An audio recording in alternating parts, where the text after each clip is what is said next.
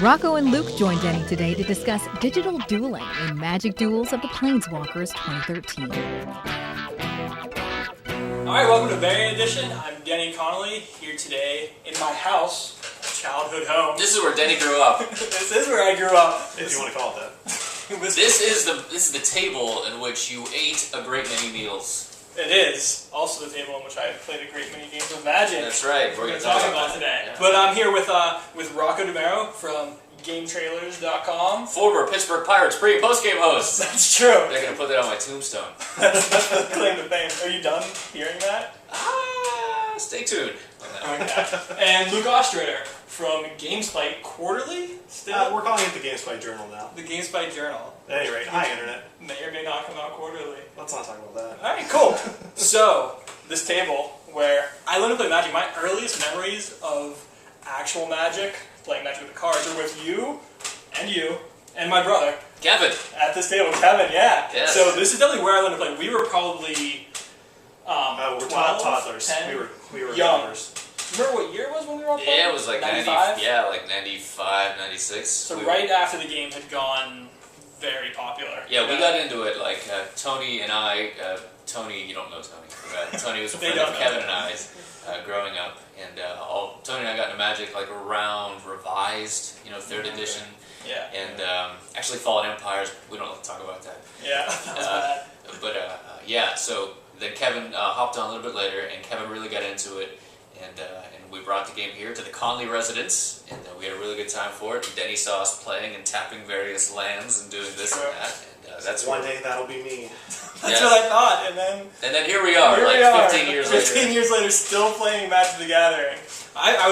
We reviewed the core set on the show, and I talked about how my earliest memories of the game were with Ice Age, and I remember you had a Jester's Cap poster in your room when we were kids, very proud. And Icy Manipulators, and all those cards are so bad. I remember ripping someone off. Icy was okay, man. Icy was okay. For the environment. The original art on the Icy from Alpha Beta is incredible. It's one of the greatest pieces of art in all of Magic, in my opinion. Oh, absolutely. Yeah, in Ice Age, the Icy Manipulator did some damage. That was a cool card. So fast forward 15 years, now we're playing Magic on Xbox or Steam or our iOS devices. So this is the third version, right, of the video game? Duels 13. Duels of the Planeswalkers 13. Magic 2013, Duels of the Planeswalker. So what did you think of it? What were your initial thoughts? Yeah, I enjoyed it. They made some improvements. Some areas are still a little, like I don't like the Planes Chase mode very much at all. I'm also frustrated with like the default decks that you get in this particular game. Only one of the decks, I think there are 10, don't quote me on that, but I think there's 10, but all but one are mono-colored. So it's all straight red, straight blue, straight green, whatever. One of the decks is an Exalted deck that's black and white. That's okay, but they just give you a lot of mono-colored deck, which is strange because in Duels 13, you finally have the ability in the game to tap your mana the way you'd like to tap your mana. Yeah, that's a big feature that you need to add. Yeah, you need to add that. It's Magic, for God's sake. You got to be able to choose how you tap your mana. Well, you can do that, but now they give you, at least via the launch edition of Duels 13, they just give you all these monocolored decks. So that's a bit of a criticism. There's not much. Is that how they fixed it? By just not letting you have different types of Well, no. Now you can actually. You can change it in settings so that you choose. And you're prompted, if the situation should arise, when you're playing that single dual-colored deck, you're prompted. How would you like to tap your mana in this particular turn or whatever? And I think it's on that. You have to click the L3 or the R3 or something. But yeah, so there's that. And the decks. There's now 30 cards to unlock in each deck, which is nice. Lots of replayability. I played through the regular campaign. I played through the Revenge campaign. It gets really difficult if you're someone like me who likes to unlock all of the cards and all of the decks. So I go very slowly. So I'll have unlocked, and you only get a card when you win a game, either a multiplayer online or in the campaign or whatever. So if you lose, you're sort of SOL. But I only have 4 or 5 cards unlocked in each deck, and that's sort of how I do it. That being the case, when you play through the Revenge campaign against the computer, all those decks are absolutely optimized with all the best cards to unlock once you get through all 30 cards to unlock in each particular deck. So you're really at a disadvantage when you go to playing the Revenge deck, but it's nice because then you have some challenge and you're not just sort of going through it like you would in the initial sort of campaign in the game. Sure. So there's some nice difficulty. lots of replayability, and of course the allure is going to be the online multiplayer. Yeah, have you been that's what I was going to ask. When you said you didn't like the plane chase feature, have you been playing alone or have you been playing with friends? My wife and I play. She enjoys Magic. She's a tremendous nerd in that respect. I love her. Did good. But yeah, we play a little bit here and there. The game was out about a month ago now, so we've gone to some other things. But yeah, we try to do a little bit of plane chase. It's very confusing with the big plane chase card you get. Most of the time we end up playing a team up. We team up in a two-headed giant match.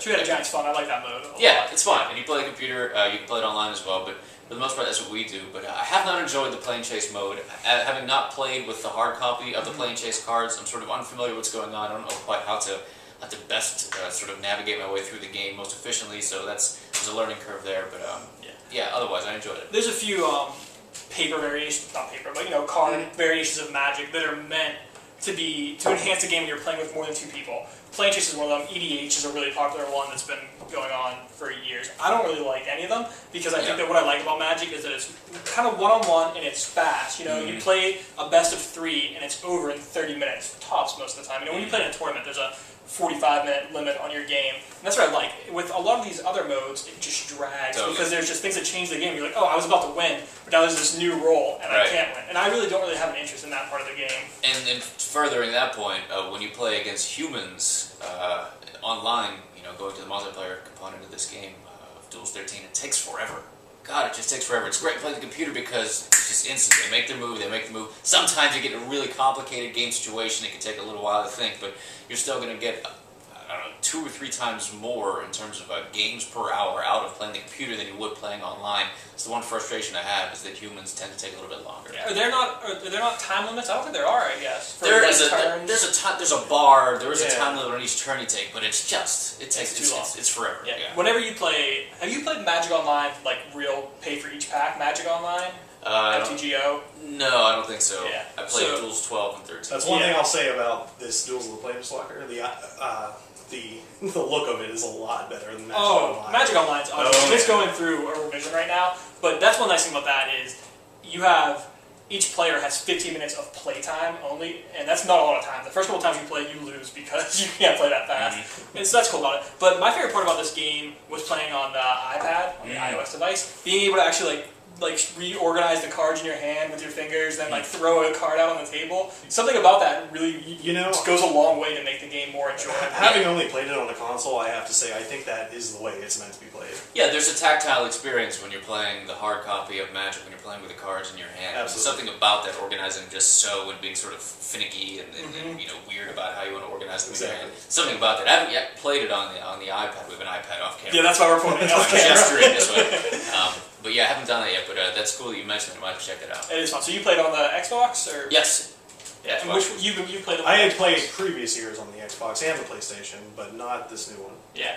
So it's a cool game. I would definitely recommend it if you like Magic. If you don't like Magic, I still think it's a great way into the game, for sure. I think it's a great way to learn it, actually, because you can't do anything wrong. That's true. It teaches you the rules really, really well. Yeah, growing up, when we were playing on this dining room table 15 years ago, so many pounds ago, and so many gray hairs ago, I've shaved them off for this broadcast, or podcast, whatever.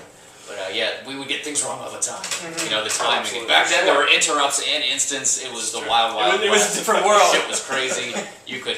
I don't want to get into it, but yeah, we did a lot of things wrong. You can't do anything wrong because everything is very much compartmentalized in the online version. So yeah, I personally, having played a lot of it, I would say they definitely improved in Duels 13 from the previous iterations, and it's getting better and better. Yeah, I recommend it as well. If you didn't check out the first couple, and especially if you have an iOS device, I think it's fun just for that aspect of it. So go check it out.